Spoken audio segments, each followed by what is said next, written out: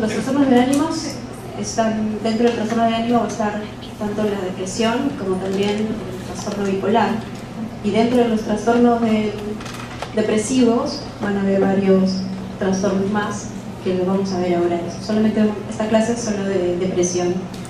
Creo que la siguiente hacen de trastorno bipolar, ¿no? Entonces, como han estado viendo ya la clase pasada, la depresión ha cobrado importancia últimamente, al menos epidemiológicamente hablando, ¿no? En realidad, en los estudios de epidemiología no es que hayan aumentado los casos, sino que ahora se está identificando más casos. Entonces, según la OMS, las cifras dicen que es el 20% de la población general, ¿no? En un estudio que se hizo en el Instituto de Salud Mental acá en Perú hace un par de años, la prevalencia de vida de la depresión es similar, ¿no? O sea, 1 de cada 4 ha tenido un evento, un episodio depresivo alguna vez en su vida. Entonces, aquí no sé, ahorita seremos unos 20 y algo, entonces por lo menos 4 o 5 personas han tenido un evento depresivo en algún momento de su vida. Entonces, esto es lo que está ocurriendo. Y a diario vemos, de hecho las noticias son muy sensacionalistas, pero igual reflejan lo que está ocurriendo. Y vemos pues noticias de intentos suicidas o suicidios consumados, ¿no? O tal vez madres que también han matado a sus hijos y ese tipo de noticias, ¿no? Probablemente estas noticias están vinculadas a un trastorno, ¿ya? No todas, pero la mayoría probablemente sí, como van a ver ahora. Entonces, bueno, todos alguna vez probablemente han conocido a alguien, o si no es en su entorno inmediato, familia, amigos, pero lo habrán visto probablemente en personajes de la televisión, en películas, etc., ¿no? Entonces, esta es una carta que ha sido escrita por alguien que probablemente ha estado pasando por un episodio depresivo y según lo que leemos allí es bastante severo. Más adelante van a poder ir reconociendo las cosas que dice ahí el autor de esa carta, y van a ir reconociendo y poniéndole nombre a cada síntoma, ¿ya? ¿Reconocen? ¿Han visto? De todas maneras, me imagino que han visto esta carta alguna vez en su vida, ¿no? Y ya saben un poco de quién se trata, ¿no? Incluso se presume que ha sido un suicidio, su muerte de un suicidio, ¿no? Bien, entonces los trastornos que vamos a ver hoy día son estos. Estas son las clasificaciones a nivel mundial que se siguen para poder ver qué trastornos hay, en este caso depresivos, ¿no? Entonces vamos a ver algunos de ellos, los más frecuentes, como es el trastorno depresivo mayor, la distimia, el trastorno disfórico menstrual, ¿ya? Que es frecuente también. Vamos a ver el trastorno depresivo recurrente, que van a ver que si la importancia que tiene identificar un primer episodio depresivo, justamente para no llegar a un trastorno depresivo recurrente, ¿no? Y también vamos a ver algunos trastornos en los que los síntomas depresivos son a causa de otras enfermedades médicas, ¿ya? O también debido a medicamentos, por ejemplo, ¿no? Es decir, trastornos depresivos de causa orgánica. Entonces, como la mayoría de trastornos en psiquiatría, básicamente es donde vamos a identificar los síntomas es en la entrevista clínica, ¿no? Haciendo el examen mental y detallando la historia clínica. Nosotros no contamos con exámenes auxiliares para confirmar el diagnóstico como ocurre en las otras especialidades, ¿no? Si sospecho de una arritmia, aparte de hacer el examen físico, le hago un electrocardiograma, etc. Entonces, identifico y confirmo mis sospechas. En psiquiatría, identificas y confirmas todo en la entrevista clínica.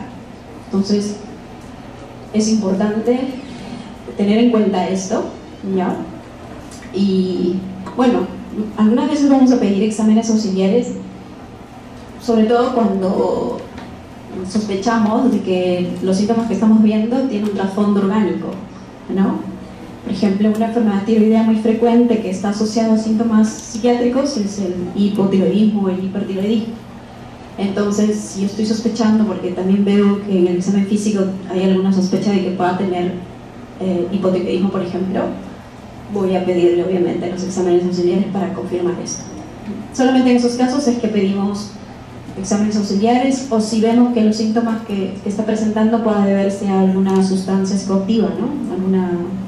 Una droga, alcohol, la cocaína, por ejemplo, en su etapa de abstinencia, después de las 2 semanas de haber interrumpido el consumo, puede cursar con síntomas depresivos.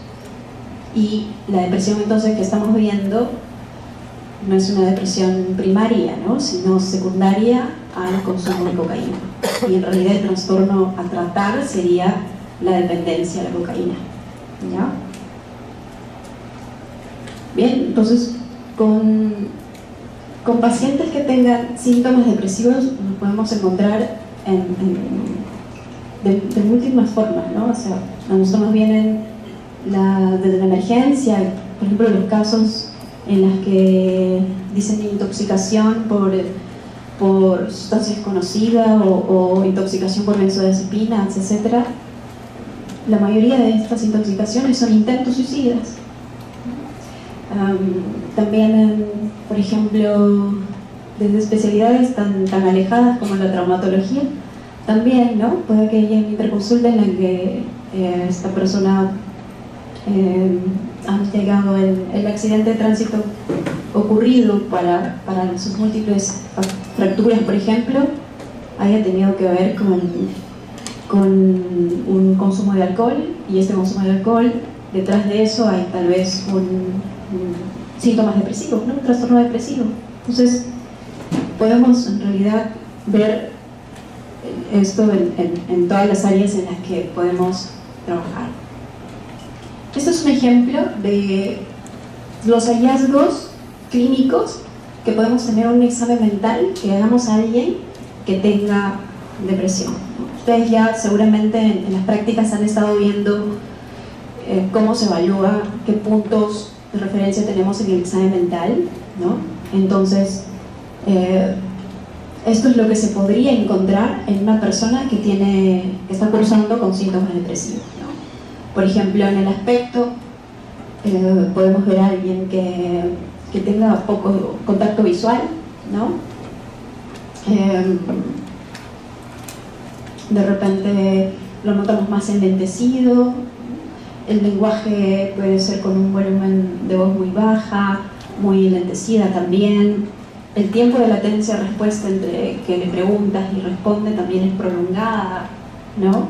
La postura puede ser encorvada, etc. Entonces ya estos van siendo, en la apreciación general, son signos que nos van diciendo de que podría tratarse de un trastorno depresivo. En el pensamiento es muy común encontrar las rumiaciones, por ejemplo. Las rumiaciones son estos pensamientos que tenemos de pensar las cosas del pasado, ¿no? Alguien deprimido está constantemente, ¿por qué hice esto? No debía haberlo hecho, ¿no? Si no hubiese dejado esto, no me estaría pasando esto, mejor no lo hubiese estado, etc. Estos pensamientos se les llaman rumiaciones. También puede haber ideas, obviamente, de muerte o ya pensamientos suicidas, incluso ya con un plan específico, ¿no? En las funciones ejecutivas como la memoria y la atención también pueden estar alteradas, como lo vamos a ver ahora, ¿ya? Entonces vamos a ver el primer trastorno, que es el trastorno depresivo mayor. Y en base a estas es la que se van a ir viendo las otras. De base hay que saber esto para poder identificar los otros trastornos también. Entonces, hay 9 síntomas que podemos encontrar característicos de una depresión. Y para diagnosticar la depresión, sí o sí tiene que haber por lo menos dos de los principales síntomas. Y uno de estos principales síntomas es el estado de ánimo deprimido. El estado de ánimo tiene que ver con las emociones, ¿no? Un estado de ánimo deprimido puede caracterizarse por una tristeza, o también puede ser por irritabilidad, ¿ya? Sobre todo esta irritabilidad en algunos tipos de personalidad específicos, también en adultos mayores o en niños y adolescentes se puede ver más la irritabilidad que el estado de ánimo depresivo. Pero esta tristeza no es simplemente me siento triste porque recordé algo triste ya. Esta tristeza, para considerarla un síntoma depresivo, tiene que cumplir con ciertas características. Este ánimo deprimido tiene que ser permanente. ¿Qué significa que sea permanente? Que esté casi, esta tristeza esté la mayor parte del día, ¿ya? Y casi todos los días. A la semana tiene que ser más de 5 días, por ejemplo, que esta tristeza se mantenga ahí permanente. Eso significa un estado de ánimo deprimido permanente. Que sea observable, es decir, que así como la persona a quien estamos entrevistando nos manifiesta que su ánimo es triste, es deprimido permanentemente, igual las otras personas de su entorno, ¿no? Pareja, amigos, familia, tiene que haberlo notado también, ¿ya? Esta es otra característica a tener en cuenta para catalogar este primer síntoma. Otra forma de manifestarse es que la tristeza no sea rápidamente modificable por las circunstancias, ¿no? Es decir, muchas veces, como les decía hace un momento, nos podemos mantener tristes porque hemos recordado algo triste, pero luego ocurre algún evento, no sé, una reunión, una fiesta o algo así, y ya se me pasa todo y estoy muy contento, ¿no?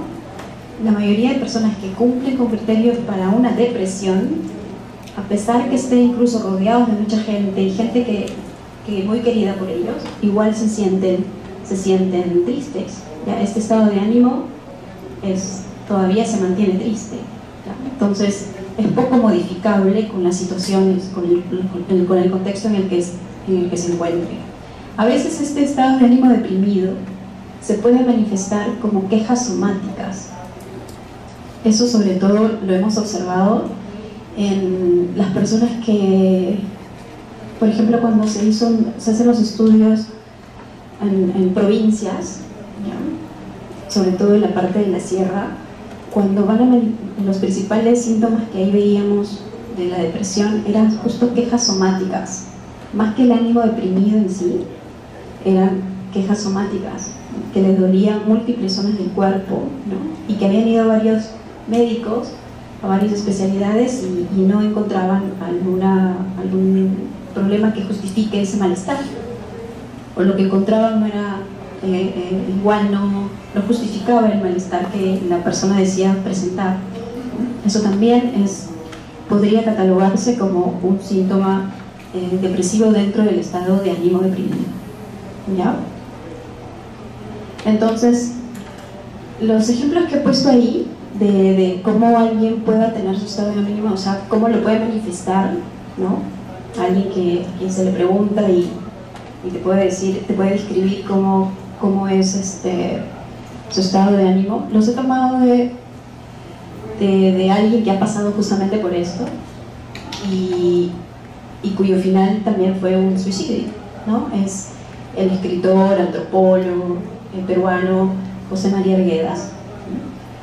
Y él es la mayoría de sus obras, si es que algunos lo han podido leer, narra bastante a detalle cómo se sentía él anímicamente. Entonces, solo leyendo sus obras uno podría hacer una historia clínica, ¿ya? Porque es bastante detallista en describir lo que él sentía. Sus personajes tienen que ver con sus vivencias. Entonces, estos ejemplos que he utilizado ahora son las cartas que él escribía. Por ejemplo, Arístides es su hermano mayor, pero estas cartas han sido publicadas en su obra póstuma, que es El zorro de arriba y el zorro de abajo, que se publicó 2 años después de que él murió. Y ahí él narra muy bien todo lo que le iba ocurriendo, incluso el día previo al suicidio, ¿no? Y se ve cómo él iba planificando su muerte. Entonces, por ejemplo, él dice, ¿no? Cuando describe cómo se siente, cómo es su estado de ánimo, yo sigo mal, van 3 años que mi vida es una alternativa de relativo alivio y de días y noches en que parece que ya voy a terminar. No leo, apenas escribo, cualquier preocupación intensa me abate totalmente. Solo con un descanso prolongado en condiciones especiales podría quizá, según los médicos, curar hasta recuperar mucho mi salud, pero eso es imposible. Entonces, eso es un ejemplo, por ejemplo. El otro síntoma importante a considerar, como les decía, por lo menos tiene que haber 2 síntomas, y este es el otro.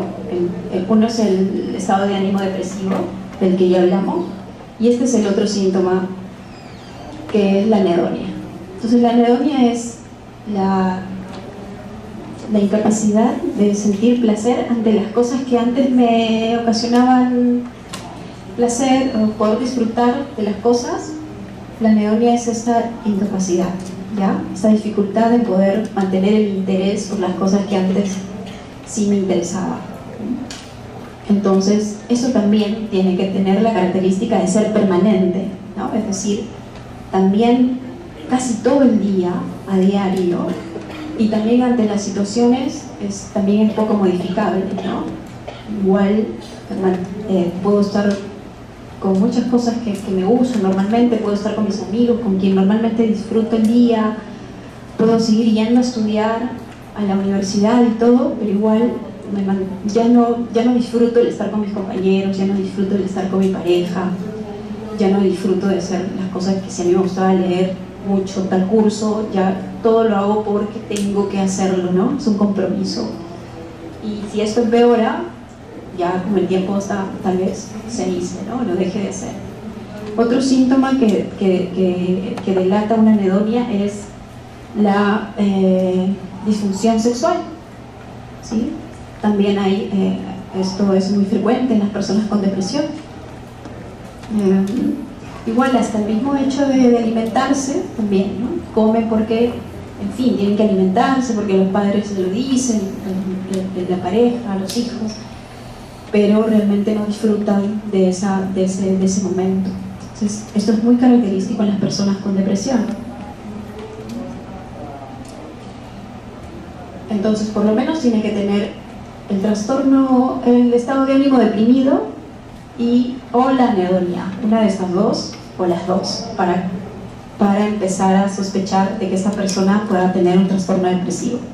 El otro síntoma depresivo es la alteración del apetito, y esto tiene que ir acompañado de una alteración del peso, y para considerarlo un síntoma depresivo tiene que por lo menos haber una variación de más del 5% de peso en un mes, ¿ya? Para considerarlo como un síntoma depresivo. Eso también tiene que ser permanente, esta disminución de peso tiene que ser objetiva también ante las otras personas. La otra alteración vegetativa que tenemos es la alteración del sueño. En una depresión que no viene acompañada de otros síntomas que no sean, por ejemplo, los síntomas ansiosos, la alteración del sueño más frecuente es la del despertar matutino precoz. Es decir, si por ejemplo dentro de mis hábitos de sueño era levantarme con frecuencia a las 6 de la mañana, un despertar precoz sería que me despierto a las 3 de la mañana y luego no puedo volver a dormir, ¿ya? Eso es un síntoma para considerar alteración del sueño como síntoma depresivo, tiene que tener esta característica. O también lo contrario, que es la hipersomnia, ¿no? A pesar que he dormido bien en la noche, pero igual al día siguiente igual estoy con sueño. ¿Ya? Tengo sueño, rápidamente me quedo dormir en las clases, rápidamente me quedo dormir donde sea. ¿Ya? Eso también es, a pesar que no haya hecho mayor actividad física, ¿no? Y como les digo, a pesar que haya dormido bien, tengo la hipersomnia. Otra característica es que a pesar que pueda haber dormido bien, todo sueño saludable tiene que ser reparador, ¿no? Es decir, al día siguiente me siento bien, vigil, ¿no? y con energía para realizar mis actividades. Pero una depresión, ¿no? Así como me voy a volver a sentir cansado a pesar que he dormido, y como si no hubiese dormido, estoy cansado, ¿no? Es no reparador, ¿ya? Me siento como cuando me acosté. Muchas veces es el primer, con frecuencia, este es el síntoma por el que vienen a la consulta, más que por el ánimo y la anedonia que les decía hace un rato. El síntoma por el que viene a la consulta es porque no puedo dormir, ¿no? O duermo mal, ¿ya? Otro síntoma depresivo es la fatiga o pérdida de energía. Esta es, incluso sin hacer un esfuerzo físico considerable, voy a sentirme fatigado. Esa fatiga, pero como cuando hacemos ejercicio extenuante, ese tipo de cansancio muscular, así es. Y a pesar que no he hecho ningún esfuerzo físico, me siento con ese tipo de cansancio. Por lo tanto, va a disminuir la eficiencia de mis actividades, ¿no? Como voy a sentir cansado, no voy a rendir igual en mis estudios o en el trabajo o en las actividades que voy haciendo. Todas las cosas que haga me va a costar más, con mayor esfuerzo, ¿no? Por ejemplo, si suelo hacer algún deporte en la mañana, o si salía a correr, todo me va a ser más pesado. Hasta el hecho de peinarme, de asearme, todo eso se hace más pesado. Es como que tuviera que hacer un esfuerzo extra para hacerlo. Así como cuando uno está cansado físicamente, pues no. Así, de esa manera.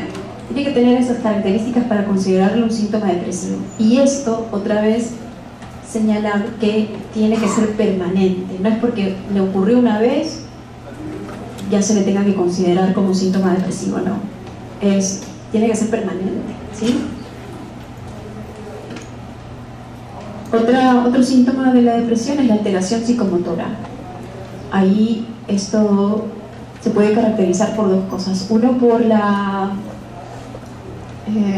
un enlentecimiento motor, ¿ya? Es lento hasta su hablar, el lenguaje, la velocidad del lenguaje también se hace más lenta.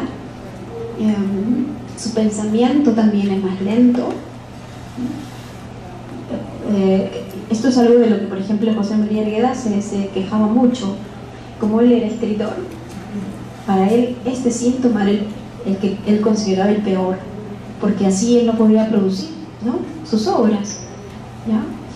Y esto era lo que finalmente fue el detonante para que decida por el suicidio, porque él empezó desde muy joven, desde los 22, 23 años, a publicar sus obras, ¿no? Ganó muchos premios por sus diferentes novelas. Entonces, como él decía, era su vida el escribir, y que no pueda hacerlo era lo que finalmente fue el detonante. Obviamente tenía varias causas más por las que se sentía mal. El otro síntoma que va junto al anterior, que es el del enlentecimiento psicomotor, es la alteración de la concentración y memoria. Entonces, una depresión, sí, una depresión moderada a severa, tiene que tener esta alteración también. Dificultad para mantener la concentración, y por lo tanto, como no va a poder concentrarse bien, va a tener estas alteraciones en la memoria, ¿no? Sobre todo en la memoria reciente, la episódica. Entonces, eso también es un síntoma muy característico de la depresión. Muchas veces, con el detalle de este síntoma, es que esclarecemos si se trata o no de una depresión. Entonces eso también tiene que ser permanente. Muchos de ellos se quejan de que, por ejemplo, si leen, con ustedes que son estudiantes o cualquiera que le guste la lectura, va leyendo, y si en algún momento antes de que tenga la depresión podía leer fluidamente los textos, ¿no? Y entenderlos rápidamente, entrar a concentración, mantener la concentración.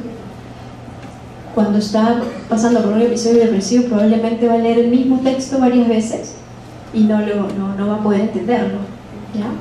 No lo entiende, rápidamente se distrae, no puede mantener la concentración en un solo párrafo y necesita volver a leerlo y intentarlo. Y esto es otro, finalmente, esto también le ocurría mucho a José María Villegas, y eso también, junto con el anterior, eran los síntomas que él decía, incluso, no, estoy invalidado, decía, ¿no? Se sentía como que hubiese perdido algún miembro.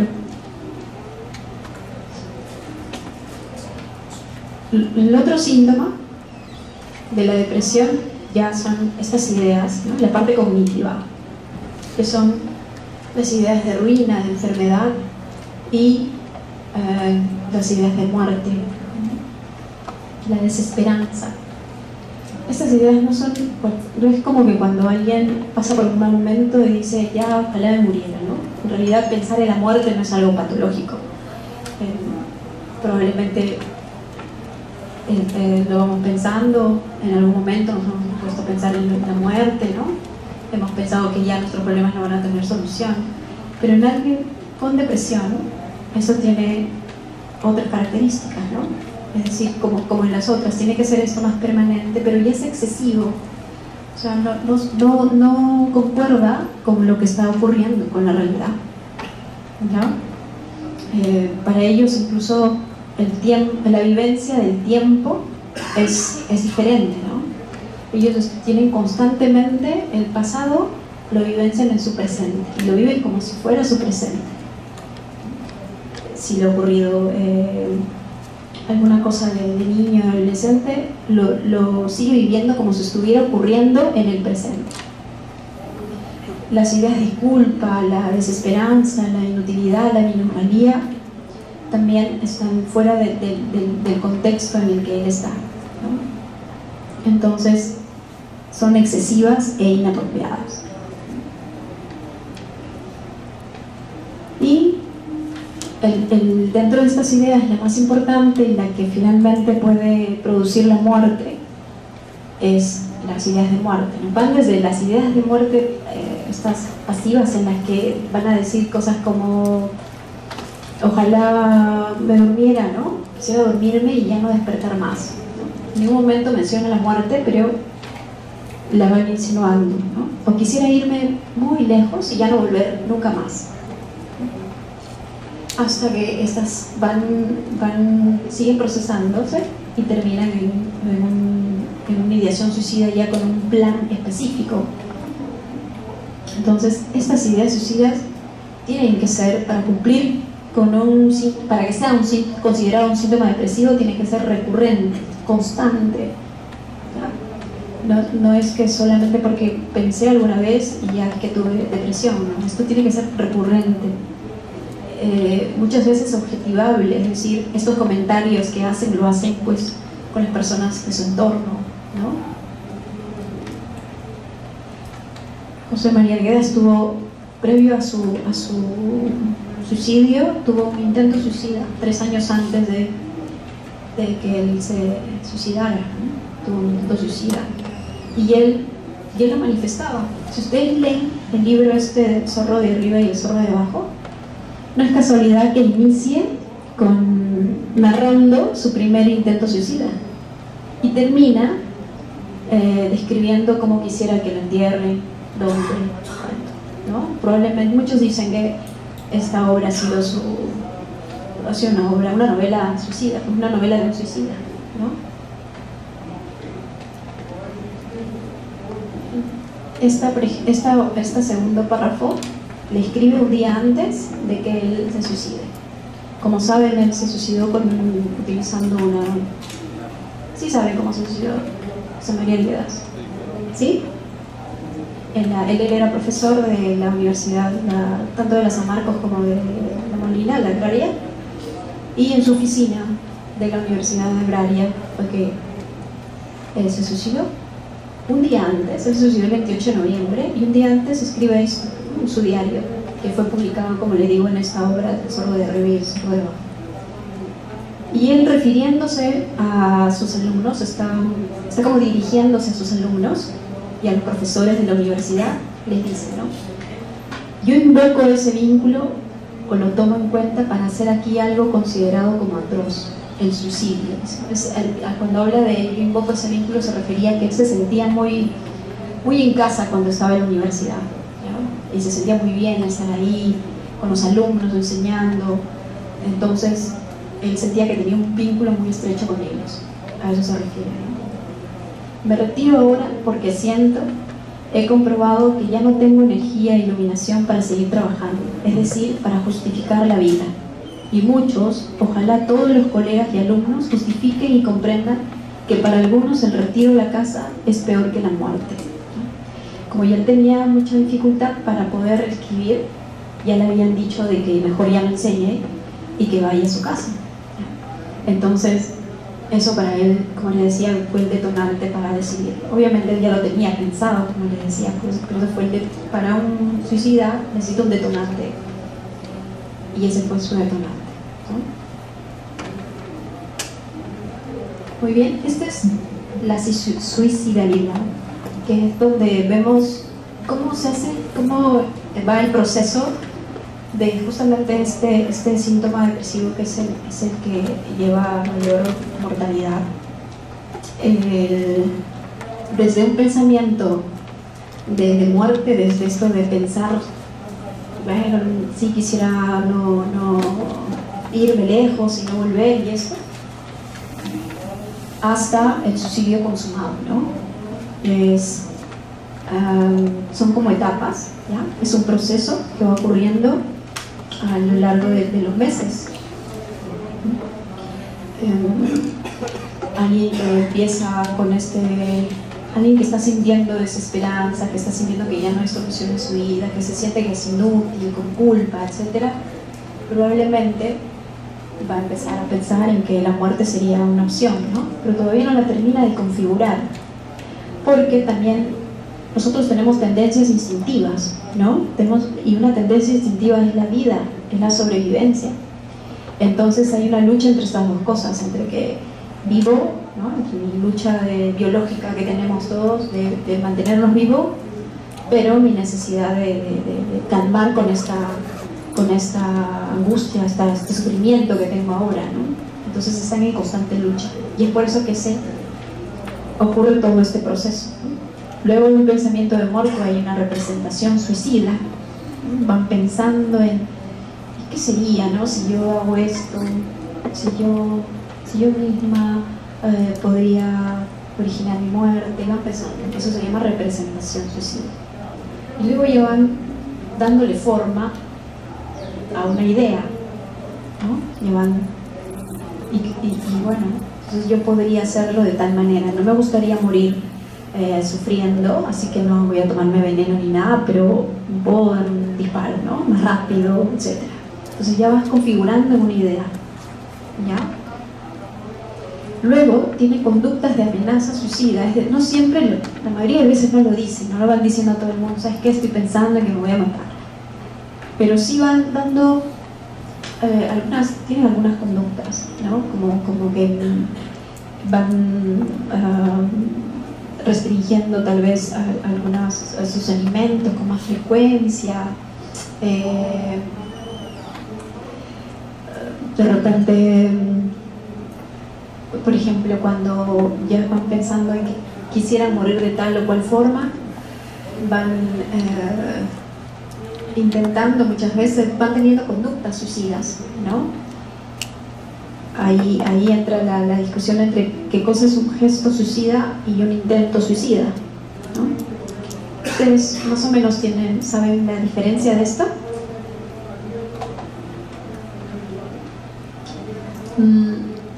El gesto suicida es una conducta suicida, pero sin la intención suicida realmente, ¿ya? La catalogamos así porque como se tomó varias pastillas y esto, asumimos que era para que con una intención suicida, ¿no? Pero muchas veces, por ejemplo, hay personalidades que una de sus características es la impulsividad, ¿ya? Por ejemplo, el trastorno de personalidad borderline o límite, una de las características de ellas es que ellos o ellas es que con frecuencia utilizan las autolesiones, ¿no?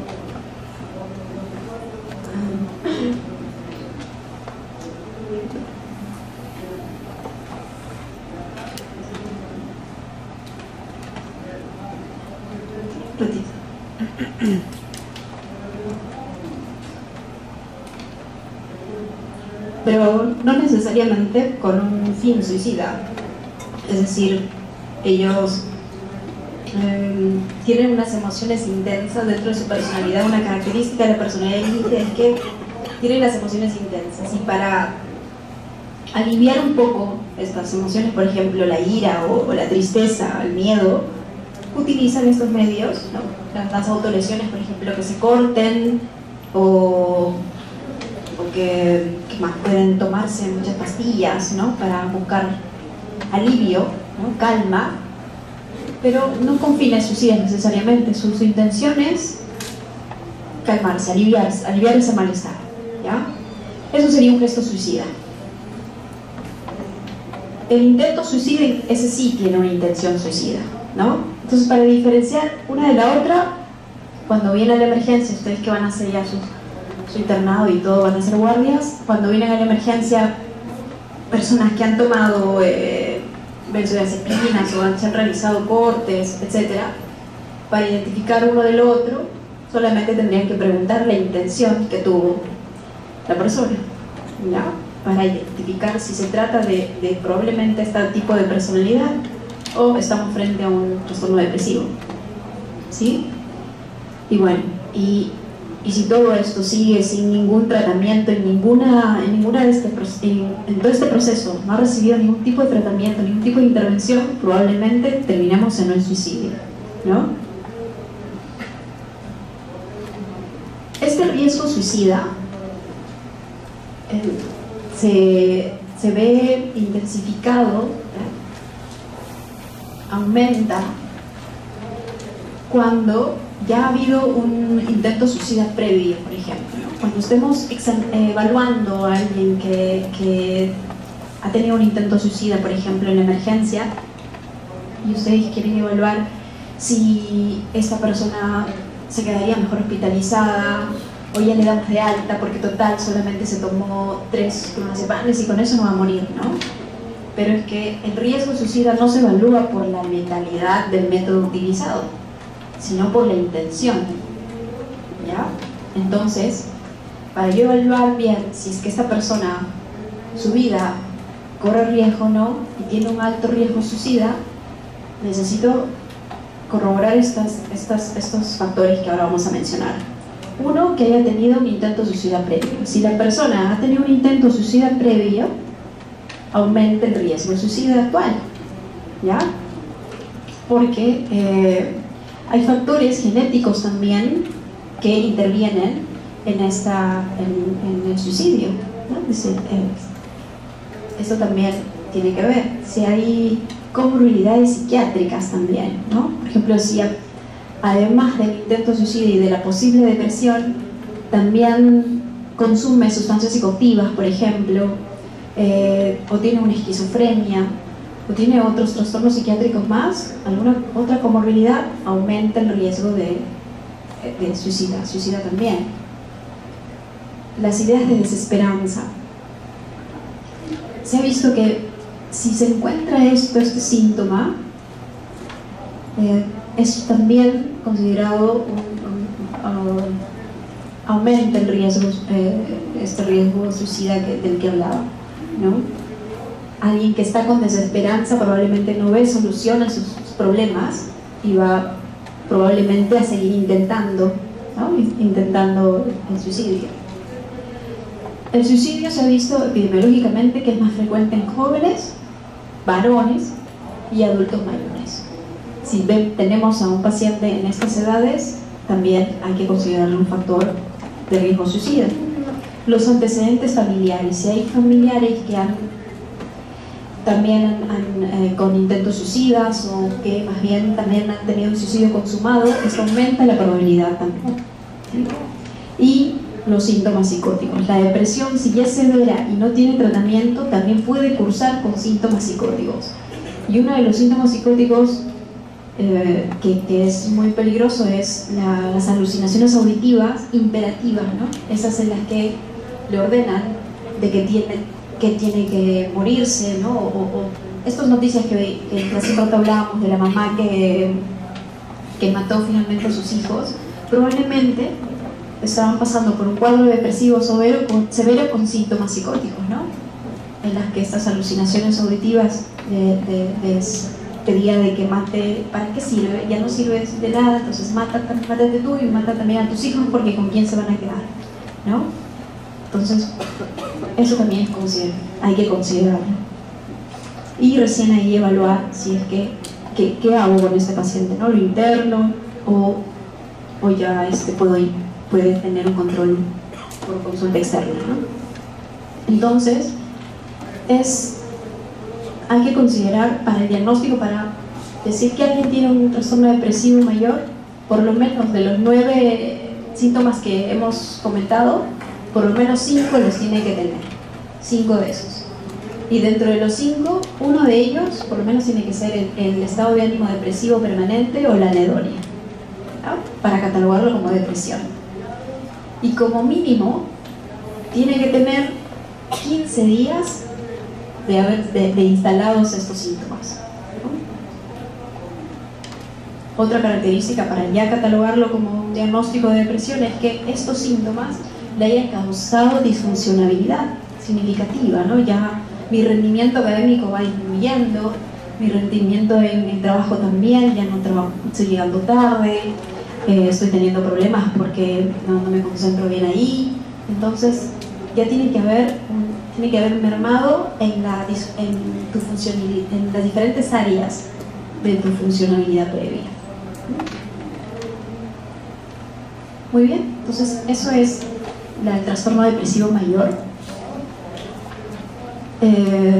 Aquí es importante considerar, dentro de las poblaciones especiales que hay que especificar en la depresión, es la depresión postparto, ¿no? ¿Por qué se la considera especial?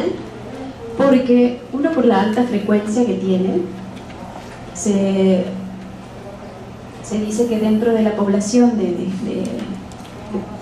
gestantes y puérperas, la prevalencia de un episodio depresivo es aproximadamente del 10%, ¿no? Una de cada 10 gestantes o puérperas ha tenido un evento depresivo. Entonces eso es importante. Pero esto hay que diferenciarlo de... Hay un proceso por el que pasan todas las mujeres luego del parto, ¿no? En el puerperio inmediato.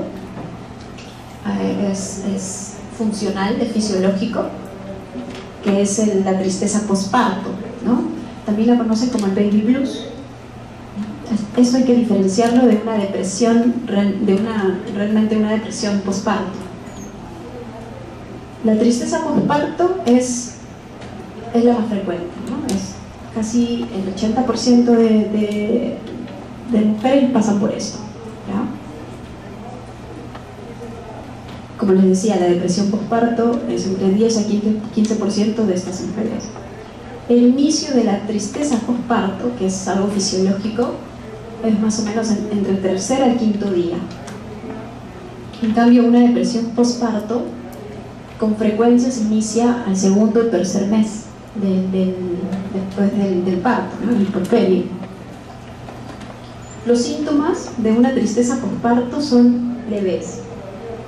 Van a estar tristes, van a sentir que que no son unas buenas mamás de repente, pero con el apoyo familiar ya se sienten más tranquilas, pueden tolerar el momento, ¿sí? Es pasajero, y al quinto día ya esos síntomas disminuyen totalmente.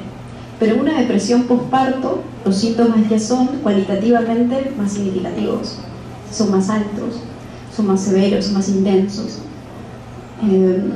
Por lo tanto va a causar mayor disfuncionalidad, ¿no? La depresión postparto. Y cuando hablo de disfuncionalidad es pues que van a probablemente a este vínculo que se tiene que hacer con el bebé, ¿no? El apego, probablemente va a ser un apego disfuncional, ¿no? Las mamás suelen no querer atender a sus hijos, uno porque ha perdido el interés por atenderlos y otras porque no quieren hacerle daño, no se sienten capaces de poder cuidar de este pequeño. Entonces van alejándose de su bebé, y esto obviamente tiene repercusiones en el niño, ¿no? Se ha visto de que en los estudios retrospectivos, por ejemplo, de que estos niños que han tenido mamás con depresión postparto sin tratamiento han tenido incluso hasta alteraciones cognitivas.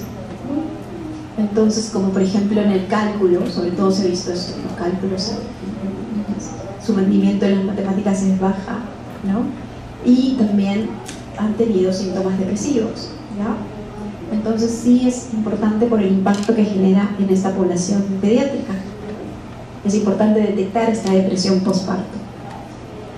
Y antes se decía que la depresión postparto solamente se podía sospechar hasta los 6 meses después del parto, pero no, ahora se ha estado investigando aún más y se puede encontrar, y por lo tanto se necesita buscar, identificar hasta los 2 años después del parto.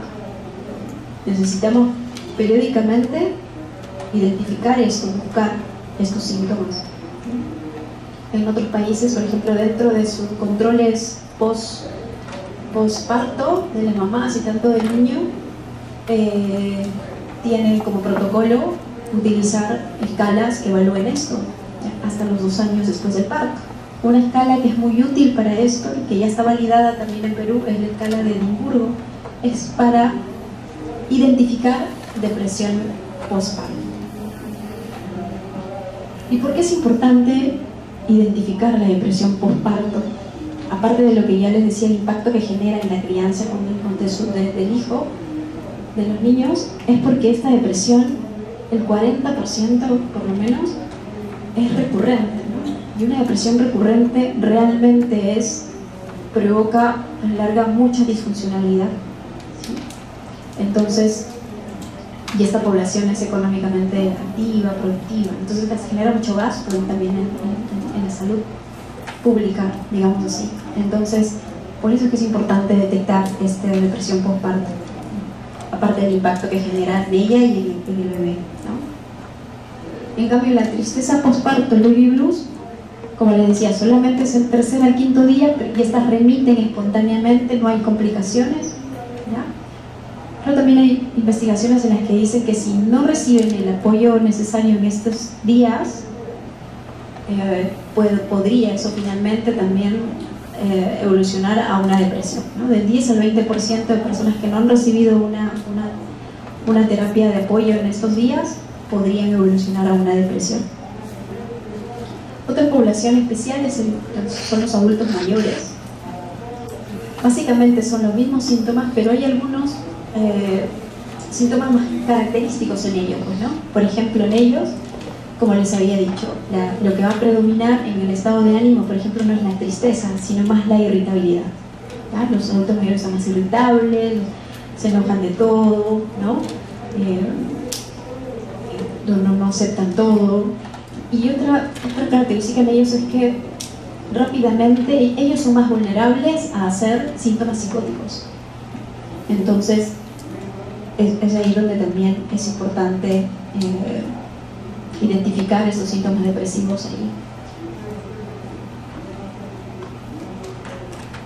La otra población especial serían los niños y adolescentes, donde una característica o la manera en cómo se va a manifestar particular en esta población es con la conducta, ¿no? Es difícil que un niño, por ejemplo, diga que sí, que está triste, que se siente triste, enojado, etc. Lo que va a hacer es manifestarlo mediante su conducta, ¿no? Van a tener, los padres manifiestan, mi hijo ha tenido un cambio de conducta, ¿no? Tanto en casa o puede ser en el colegio, ¿ya? Están más, puede ocurrir los dos polos, ¿no? O están más inhibidos, ¿no? Más pasivos de lo que normalmente, lo que con frecuencia eran, o más bien están más rebeldes, más inquietos, ¿no? Los padres dicen, uy, la profesora me manda muchos avisos de que no está teniendo un buen comportamiento, está golpeando a otros niños, ¿no? Entonces, en los niños y en los adolescentes lo que se va a observar es más el cambio de conducta, ¿no? De esa manera es que se va a manifestar la depresión, de su estado de ánimo, digamos, triste, ¿no? Y otra particularidad es pues que el principal, externamente, ¿cómo se va a manifestar? Con el rendimiento académico, ¿ya? La mayoría de rendimientos académicos de los chicos que dicen que no, que de pronto empezó a bajar sus notas y todo, se ve que está asociado a síntomas depresivos. Entonces, el trastorno depresivo recurrente, como les había mencionado, es algo que lo que se trata de evitar al poder identificar estos síntomas depresivos desde su primer episodio, ¿no? Para que puedan recibir un buen tratamiento y evitar justamente esto que está ocurriendo. Entonces, un trastorno depresivo recurrente se refiere a que entre un episodio y otro episodio depresivo, por lo menos tiene que haber 6 meses en el cual no haya habido ningún síntoma, ¿no? Por lo menos tiene que haber habido 2 episodios depresivos de esa forma, 2 o 3. Y ustedes, como verán en estas cifras, en los porcentajes, la depresión en sí es una característica y por eso es un poco preocupante, es que es recurrente. Tiende a la recurrencia, por más que esté recibiendo tratamiento. El 50% va a recurrir, por más que reciba tratamiento, ¿ya? Eso sí es que en un primer episodio, ¿no? Pero este porcentaje va en aumento si ha tenido más episodios, ¿no? Si ha tenido 2 episodios, por ejemplo, hay una probabilidad del 70% a que esta depresión vuelva a recurrir otra vez. Y si han habido 3 episodios ya depresivos, la probabilidad de recurrencia llega al 90%, ¿no? Y por lo tanto va a ser una persona constantemente en tratamiento, ¿no? Probablemente de forma indefinida. Entonces, y cada episodio recurrente es de más larga, es más crónica, de más larga evolución, los síntomas son más severos y son más difíciles de tratar, responden menos a los antidepresivos usuales. Acá hay otro trastorno que es la distimia, ¿no? Esta distimia es en la evolución natural de un trastorno depresivo. La evolución natural quiere decir que donde no se ha intervenido con medicamentos, ¿no? Entonces, naturalmente la depresión, así no haya recibido tratamientos, tiene un pico, ¿no? Los síntomas depresivos han sido intensos, pero luego empiezan a disminuir. Más o menos esto se ve en un periodo de 6 meses, 9 meses, hasta un año, podríamos decir. Tiene un pico y se resuelve solo, con o sin tratamiento, ¿ya? El problema es que si no reciben tratamiento, la probabilidad de recurrencia es alta, ¿no? Por eso es que damos tratamiento. Pero en una distimia, la característica es que estos síntomas depresivos se mantienen, pero de forma constante. No hay esa curva, ¿no? Esa curva de empeoramiento y luego mejoría de esa evolución natural, sino va a ser constante. Y por lo menos para llamarlo como distimia tiene que ser esto 2 años. Estos síntomas depresivos de forma constante por 2 años. Entonces, y aquí donde va a predominar, más que las ideas suicidas, más que la parte afectiva, emocional, acá predominan los síntomas como la anedonia, por ejemplo, y los síntomas cognitivos. Esto es lo que predomina. Esto es muy frecuente, por ejemplo, en víctimas de violencia física, sexual, y que haya ocurrido todos estos episodios de violencia en edades muy tempranas, ¿no? En la niñez, en la adolescencia, ¿no? Hay personas que te van a decir que he sufrido depresión desde niña, desde que recuerdo estoy triste. Probablemente ellos lo que tienen es una distimia. Y su principal, como les decía, el principal síntoma aquí es la anedonia y la parte cognitiva. Bien. El otro trastorno, donde vamos a ver síntomas depresivos, es el trastorno disfórico premenstrual. Aquí el principal síntoma es la inestabilidad afectiva intensa. ¿Y qué significa una inestabilidad afectiva intensa? Bueno, que es, sobre todo los cambios de ánimo son bruscos, ¿ya? En el mismo día puede pasar de la irritabilidad a la tristeza y alegría, así, rápidamente, y cada paso entre la tristeza y la emoción es así brusco, intenso, rápido, pero lo que más predomina y lo más característico es la irritabilidad, la más notoria, digamos. Este trastorno disfórico premenstrual, estos síntomas se tienen que dar en los últimos días de la última semana de la fase lútea.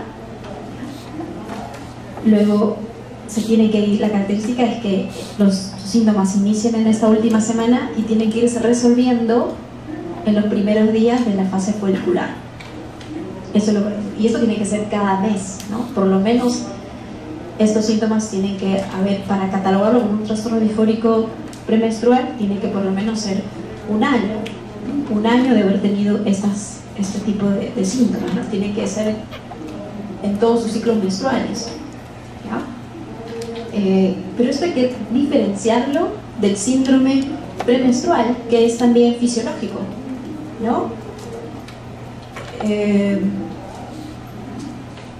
Sobre todo se va a diferenciar en la intensidad de los síntomas, más que en el tipo, porque es muy parecido, o sea, los síntomas son parecidos, pero lo que se va a diferenciar es más en la intensidad. En el trastorno disfórico premenstrual, la mastodinia, los edemas, la irritabilidad, la labilidad emocional y todo son más intensos. Son tan intensos que le va a causar disfuncionalidad. Las mujeres que cursan con trastorno depresivo, con trastorno disfórico premenstrual, esos días no van a trabajar, piden permiso o están de tan mal humor que esos días probablemente tienen muchos problemas interpersonales, tanto con parejas, amigos, etc. No van a su centro de estudios, entonces tiene que causarle disfuncionalidad. En cambio, en el síndrome premenstrual sí hay este malestar, está la mastodinia, hay cierta labilidad emocional, cierta sensibilidad, pero es tolerable. La persona puede decir, las mujeres siguen haciendo sus cosas a pesar de todo eso, todo normal, no interfiere en nada. Pero en el trastorno disfórico premenstrual, sí, esto es significativo. Entonces, el tratamiento que se utiliza para esto es una de las causas de este trastorno disfórico premenstrual, la parte de las causas, los factores sociales, psicológicos, también está la parte biológica, ¿no? La parte hormonal, y los SIR, los inhibidores selectivos de la recaptación de serotonina, en este caso, se han visto que actúan muy bien a este nivel. Sobre todo, se han hecho estudios con la fluoxetina y la sertralina.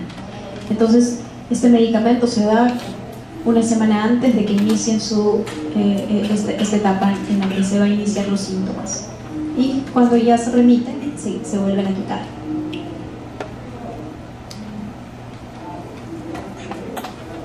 Entonces ahora están los trastornos depresivos inducidos por una sustancia o un medicamento, ¿no? Como les había dicho, hay ciertos, ante todo síntomas psiquiátricos que ustedes tengan, anoten en un paciente, tienen primero que descartar la parte orgánica. Cuando ya han descartado la parte orgánica, es decir, otras enfermedades médicas que cursan con síntomas psiquiátricos, ahí pueden plantearse los síntomas de trastornos psiquiátricos primarios, ¿no? Entonces, en que estos son algunos ejemplos de los medicamentos o sustancias que puedan causar síntomas depresivos. Por ejemplo, dentro de los antihipertensivos está el alfa-metil-dopa, que ya lo usan menos, pero este fármaco está bastante asociado a síntomas depresivos. Dentro de los antivirales, por ejemplo, el efavirenz, personas usuarios de efavirenz también manifiestan síntomas depresivos. Dentro de los antiinflamatorios, el medicamento más común que causa muchos síntomas psiquiátricos, no solamente los depresivos, según la dosis y según el tiempo, son los corticoides, ¿no? Los corticoides, por ejemplo, en la fase aguda, en estos pulsos que se le da para un lupus o que están en la fase aguda, ahí se les da dosis muy altas, ahí pueden producir síntomas maníacos, ¿no? Psicóticos. Pero ya cuando están en la parte de seguimiento, en la parte crónica de la enfermedad, y ya las dosis son menores del corticoide, cursan más bien con síntomas depresivos, ¿ya? Es un efecto secundario de la medicación. Un anticonvulsivante que también produce síntomas depresivos es la fenitoína. Y así, el alcohol es un depresor del sistema nervioso central, así que parte de la abstinencia crónica del alcohol es cursar con síntomas depresivos.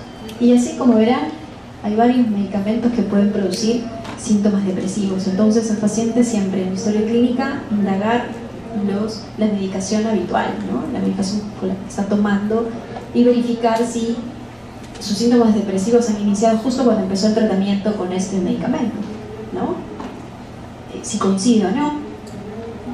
En una depresión de causa orgánica, los síntomas que van a diferenciarlo uno del otro, por ejemplo, los corticoides dan síntomas depresivos, pero sobre todo los síntomas depresivos vegetativos, ¿no? Como la disminución del apetito, la alteración del sueño, la sensación de cansancio, todo esto. Pero algo que lo pueda distinguir de un trastorno primario psiquiátrico, de un trastorno depresivo, sería estas ideas de suicidas, las ideas de inutilidad, de culpa. Esto es más característico de un trastorno, de una depresión primaria, ¿ya? Sería una forma de diferenciar las causas. Entonces también, así como hay trastornos depresivos en ciertos medicamentos, secundarios a ciertos medicamentos, también tenemos que tener en cuenta que se pueden presentar síntomas depresivos en otras enfermedades médicas, ¿no? Por ejemplo, dentro de las enfermedades neurológicas, una enfermedad que está bastante asociada a la depresión, la prevalencia bastante alta dentro de esta población es la epilepsia. Dice que más o menos del 30 al 40% de las personas con epilepsia van a tener episodios depresivos. Y esto por muchas causas, incluso por los medicamentos que se usan. Hay muchos anticonvulsivantes que, como habíamos visto, la fenitoína, por ejemplo, causa síntomas depresivos, ¿no? Entonces, se ha visto que es más característico en las epilepsias de tipo donde el daño es focal, ¿ya? En las epilepsias parciales o del lóbulo temporal medio, ¿no? Ahí es donde es más característico los síntomas depresivos. Entonces, es importante identificarlos porque esto disminuye la calidad de vida de estas personas. Otra enfermedad bastante asociada a la depresión es la enfermedad cerebrovascular, ¿no? Sobre todo si es que el infarto o la hemorragia ha sido en el área que corresponde a la arteria cerebral media. Ahí es donde se ha identificado más con los síntomas, depresivos, ¿no? Incluso se distinguen en dos, ¿no? La depresión posinfarto o la depresión vascular. La depresión posinfarto es la que cursa con síntomas depresivos dentro de los 3 primeros meses luego del infarto de la enfermedad cerebrovascular. Y la depresión vascular es la que se da en mayores de 65 años con antecedentes de hipertensión arterial, de diabetes mellitus, de hiperlipidemias, todas estas enfermedades que tienen trasfondo daño al endotelio, pues, ¿no? Daño endotelial, y a la larga, si no han sido bien tratados, etcétera, puede provocar daño a los pequeños vasos, entre ellos muchas zonas difusas en el cerebro, ¿no? Y esto también se ha visto que puede cursar con síntomas depresivos, ¿no? Entonces, y esto, si no se identifica, disminuye también la calidad de vida de esta persona, ¿no?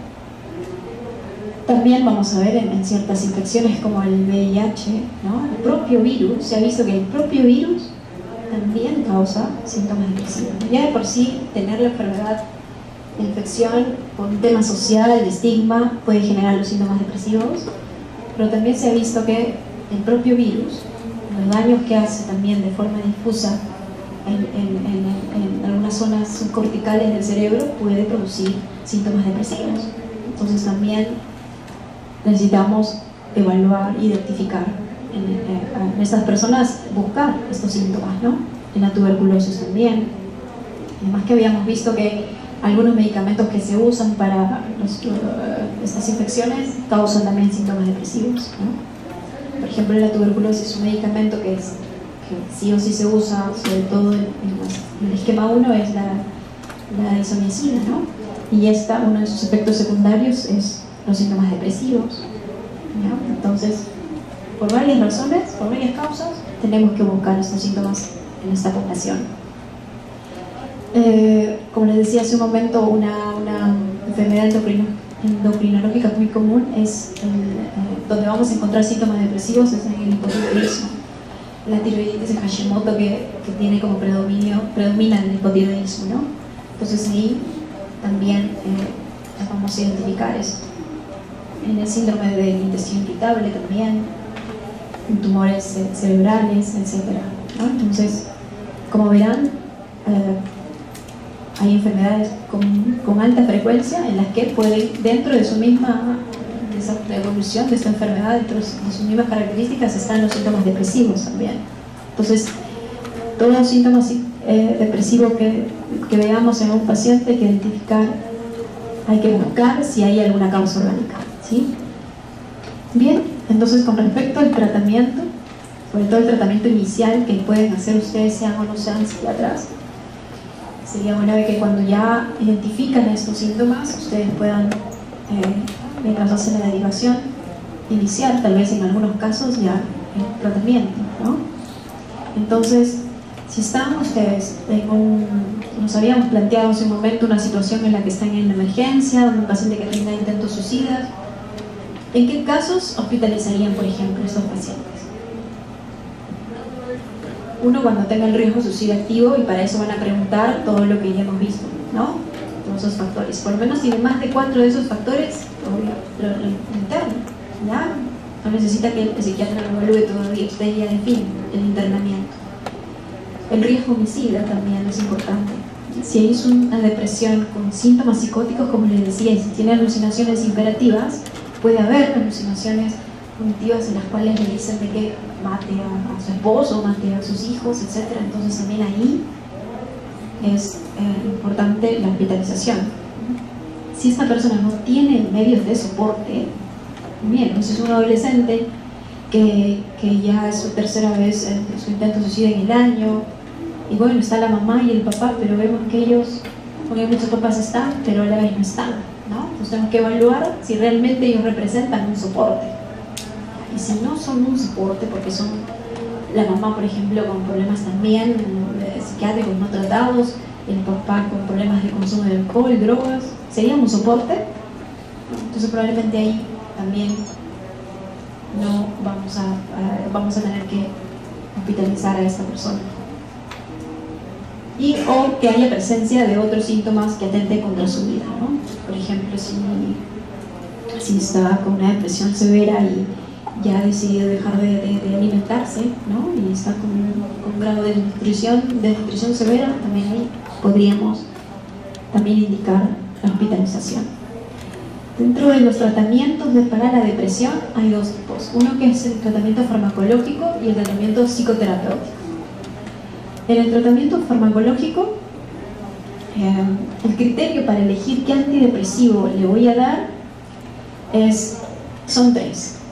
¿Por qué? Porque en los estudios que se han hecho, los ensayos clínicos, se ha visto que ningún antidepresivo es mejor que el otro en efectividad, ¿no? Y cuando en estos estudios la definición de efectividad era que la respuesta al tratamiento, ¿no?, se ve al tercer mes, ¿no? En 3 meses de tratamiento ya tiene que haber una disminución de los síntomas de un 50% de los síntomas. Ahí, cuando sucede esto, hablamos de una buena respuesta al antidepresivo. Entonces, como todos los antidepresivos son iguales en efectividad, entonces mi elección entre un antidepresivo y otro va a ser, sobre todo considerando, hay que considerar las comorbilidades físicas, ¿ya? Por ejemplo, si yo tengo un paciente que también tiene hipotiroidismo, ¿no? O otras más, diabetes, etcétera, o los adultos mayores, eso es bastante que hay que considerar, porque ellos ya vienen con otras comorbilidades y reciben un montón de medicamentos habituales, ¿no? Hay que considerar las interacciones con estos otros medicamentos. Por ejemplo, la fluoxetina, que es un inhibidor selectivo de la recaptación de serotonina, como su nombre dice, es un inhibidor enzimático. Y si, por ejemplo, le voy a dar a una persona que tiene una epilepsia y recibe carbamazepina, que también es otro inhibidor, ahí va a haber una interacción, ¿no?, importante, ¿ya? La concentración de una de las dos sustancias va a disminuir, por lo tanto no va a ser el tratamiento adecuado. Si baja el nivel de concentración de la carbamazepina, probablemente voy a bajar el umbral convulsivo y van a darse las convulsiones. Entonces, lo que hay que considerar son las interacciones medicamentosas que están recibiendo debido a otras comorbilidades físicas. Las comorbilidades psiquiátricas también, ¿no?, también por lo mismo. Y una respuesta previa al tratamiento. Psiquiatría, al menos con los psicofármacos, se ha visto de que incluso la respuesta clínica también tiene un componente genético. Si los padres o la mamá, por ejemplo, estaba recibiendo un antidepresivo porque cursó con la depresión y recibió la sertralina, por ejemplo, y respondió muy bien, tuvo una buena respuesta clínica a esto, la probabilidad de que la hija responda a este antidepresivo es más alta, ¿ya? Entonces, eso también consideramos para elegir el tratamiento, el antidepresivo. Entonces tenemos todas estas clases de 6 tipos de antidepresivos. Estos son los nombres genéricos de su medicación.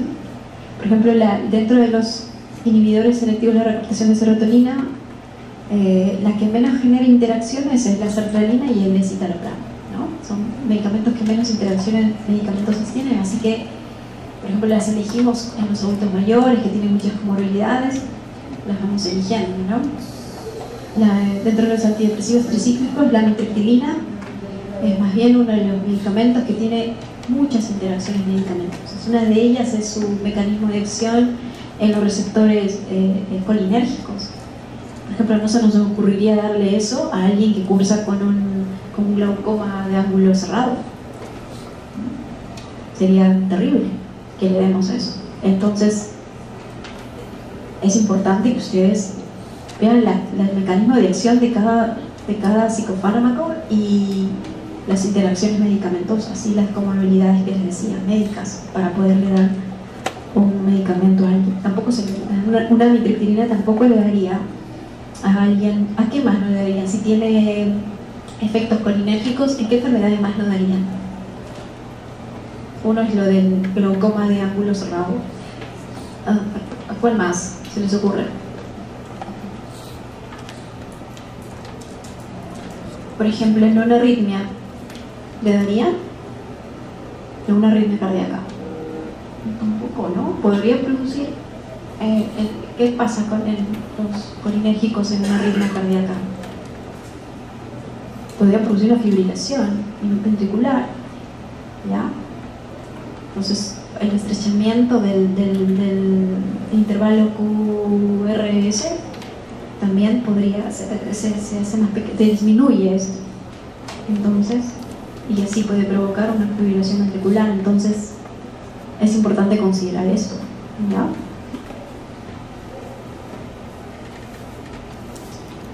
El otro tratamiento que les decía es la psicoterapia, ¿no? Las que han sido estudiadas y validadas y tienen mucho sustento científico son la terapia cognitiva conductual y la terapia interpersonal. Básicamente para, sobre todo las distorsiones cognitivas, ¿no? Los pacientes depresivos suelen tener ideas catastróficas, ¿no? En las que, por ejemplo, solamente esto me ocurre a mí, porque a mí yo tengo una mala suerte, no, esto nunca va a pasar. Son ideas catastróficas, no son reales, son por lo tanto distorsiones cognitivas. Entonces esto se trabaja en la terapia cognitivo-conductual con la reestructuración cognitiva. Entonces, según los estudios hechos, en una depresión leve bastaría con la psicoterapia o una psicoterapia como tratamiento. A partir de la depresión moderada en adelante necesitan ambos tratamientos, tanto el farmacológico como el psicoterapéutico, ¿sí? Y así se mejora la efectividad de la terapia, ¿no? La remisión de los síntomas, y sobre todo se disminuye la posibilidad de recurrencia, que es lo que queremos evitar, porque ustedes han visto que la depresión suele ser recurrente. Otra terapia que se usa, por ejemplo, en algunos casos especiales, es la terapia electroconvulsiva. Ya esta terapia electroconvulsiva, de repente ustedes tienen imágenes de esto en las películas que los ponen así como si fuera de terror, ¿no? Pero eso fue de los años 50, sobre todo, donde no habían todavía psicofármacos. Los psicofármacos todavía empezaron a descubrirse en los años 50, ¿no? Antes de eso tenía un montón de tratamientos psiquiátricos terribles realmente, pero felizmente ya no. Ahora la terapia electroconvulsiva ya son más modernos, ¿no? Siempre se hace con un anestesiólogo, ¿no? Entonces no vamos a ver el fin de la terapia electroconvulsiva es producir las convulsiones, pero ya no se ven estas convulsiones como las han podido ver tal vez en alguna película, ¿no? Se utilizan relajantes musculares y todo, donde solamente queremos la acción aquí en cerebral, nada más, ¿ya? Esto se puede usar, por ejemplo, es muy buena y a veces es nuestra primera elección cuando tenemos a una paciente con depresión severa, con síntomas psicóticos y gestante, ¿no? Debido a la gestación no podemos darle medicamentos antipsicóticos, digamos que eso lo podríamos dar muy bien a alguien que no está gestando, porque los antipsicóticos tienen muchos efectos secundarios en el feto. Entonces el riesgo de usarlos es un poco más alto, y a veces se prefiere usar la terapia electroconvulsiva, ¿no? Y esta terapia electroconvulsiva tiene una respuesta muy alta de efectividad, del 50 al 90%. No hay efecto secundario. El único efecto secundario y transitorio es la disminución de la memoria reciente, pero solamente 15 minutos luego de aplicar la terapia electroconvulsiva. Pasado esos 15 minutos, el paciente durante esos 15 minutos no se acuerda que le han hecho la terapia electroconvulsiva. Pasan esos 15 minutos y él recuerda, él vuelve a tener esta función bien, ¿no? Entonces, y recuerda todos los eventos y todo regresa a su situación previa, ¿ya? Otra terapia que se está ensayando, que tiene algunos estudios a favor y otros en contra, es la estimulación del nervio vago y la estimulación magnética transcraneal. Todavía no hay digamos, revisiones sistemáticas, metaanálisis que nos digan de que podría ser una terapia efectiva, ¿no? Así que todavía no, al menos acá en Perú no lo usamos, ¿sí? Solamente en ciertos centros lo usan, en otros países, pero para otros síntomas psiquiátricos, no para la depresión. Lo usan sobre todo para los síntomas de abstinencia de drogas psicoactivas. Muy bien, estas son algunas fuentes de información. ¿Alguna pregunta que tengan?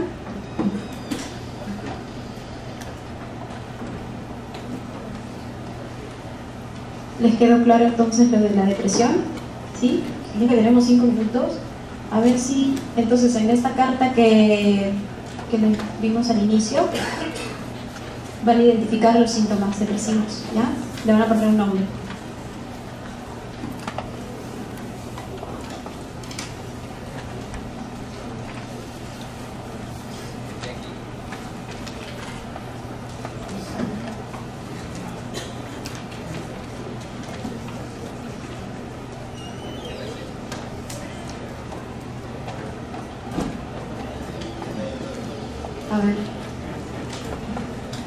A ver si me van diciendo qué síntomas depresivos se encuentran. Y en qué frase, ¿no? A ver, ¿en qué frase? A ver, léelo.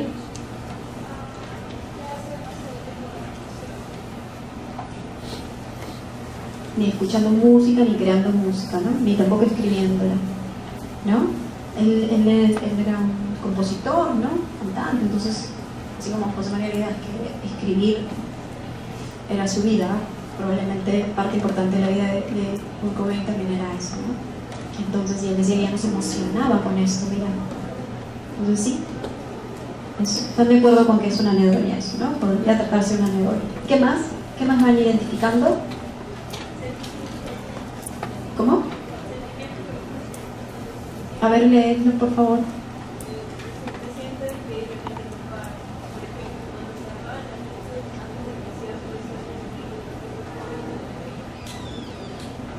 Ya. Bien. Ideas de culpa, ¿no? Distorsiones cognitivas son finalmente eso, porque no es la culpa de él lo que está ocurriendo, ¿no? ¿Qué más?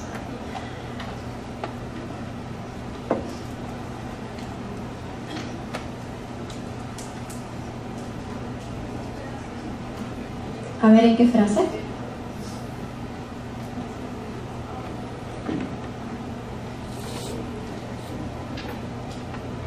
Ideas de desesperanza. ¿En qué frase?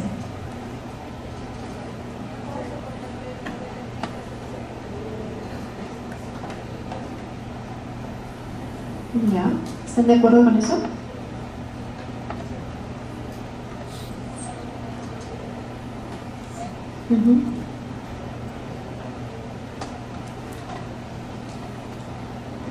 ¿Qué más? ¿Algo más?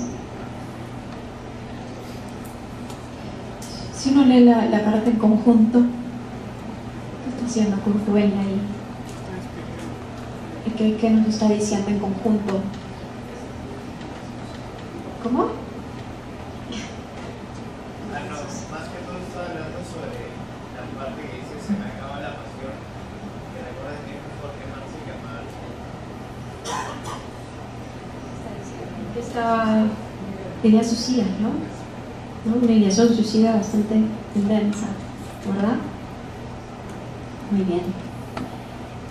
Aquí, esta es una carta de una, digamos, donde predominan los síntomas cognitivos, ¿no? Y esa es la parte más difícil de tratar de la depresión. El apetito, el sueño, la fatiga, todo esto se recuperan, son los primeros síntomas en recuperarse tras la administración del tratamiento.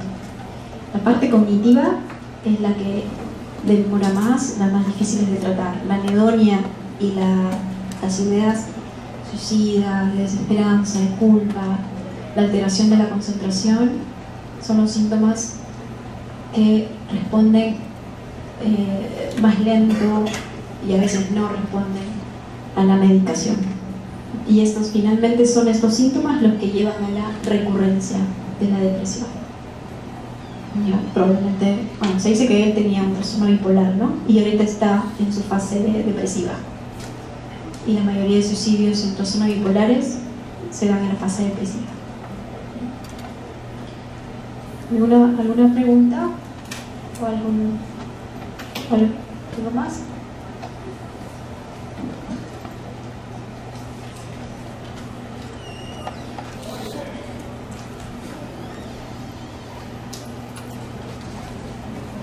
Bueno, eso sería todo entonces.